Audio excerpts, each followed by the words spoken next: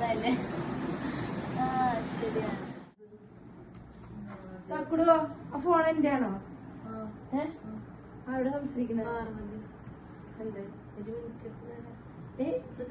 എന്ത് തരാന്ന് ഞാൻ നോക്കട്ടെ. ഞാൻ നോക്കിട്ട് മതി. ഇപ്പൊ എന്താ ഡിലീറ്റ് ചെയ്തെന്താ? ഞാനൊന്നും ഡിലീറ്റ് ചെയ്തിട്ടില്ല. അവളോട് ചോദിച്ചത് എന്താ ഡിലീറ്റ് ഫോണിന് തരാൻ പറഞ്ഞതിനോട്. ഒരു മിനിറ്റ് ഞാൻ ഇപ്പൊ തരാ. എന്ത് തരാന്ന്? താല്പര്യം നമ്മൾ ഡിലീറ്റ് ചെയ്തേ. ഞാനൊന്നും ഡിലീറ്റ് ഇല്ല. എന്തെങ്കിലും ഉണ്ടെങ്കിൽ നോക്കിക്കോ. അങ്ങനെ പറഞ്ഞേ. എന്താ നിന്റെ പ്രായം കഴിഞ്ഞിട്ടാണ് അമ്മ ഈ പ്രായം എത്തിക്കുന്നത്. എനിക്ക് മനസ്സിലാക്കാൻ പറ്റും. ഈ ഫോൺ വിളിക്കുന്നതോ അല്ലെങ്കിൽ മിണ്ടാതെ സംസാരിക്കുമ്പോഴും കാര്യങ്ങളൊക്കെ നമുക്ക് മനസ്സിലാക്കാം. ആലോചിച്ച് നോക്കി.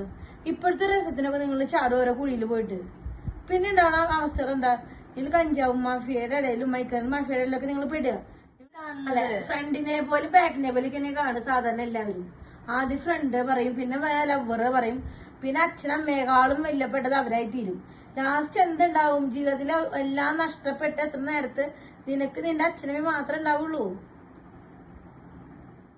തെറ്റേ വഴിക്ക് പോയില്ല പറയുന്നത്. നിങ്ങളെ പ്രായമുള്ള ഈ 10ാം ക്ലാസ് കഴിഞ്ഞിട്ടുള്ള കുട്ടികൾ, പല 10-15 വയസ്സുള്ള കുട്ടികളാണ് കൂടുതൽ ചതിയിലുണ്ടെങ്കിൽ അവസാനിപ്പിക്കണം കയറുമ്പില്ലേ. അപ്പൊ എന്തുകൊണ്ട് അവസാനിപ്പിക്കേണ്ട കാര്യം പറയുമ്പോൾ നിങ്ങൾ ഒരു വിലയും കൽപ്പിക്കണില്ല. നിങ്ങളിപ്പോ ഈ ഫോണിൽ തന്നെ ഇപ്പൊ നമ്മള് കഷ്ടപ്പെട്ട് പൈസ ഇല്ലാത്തോടത്തോളം നിങ്ങൾക്ക് ഒരു മാസം റീചാർജ് ചെയ്ത് തരുന്നുണ്ടാവുക. ആ റീചാർജ് ചെയ്ത് തന്നു.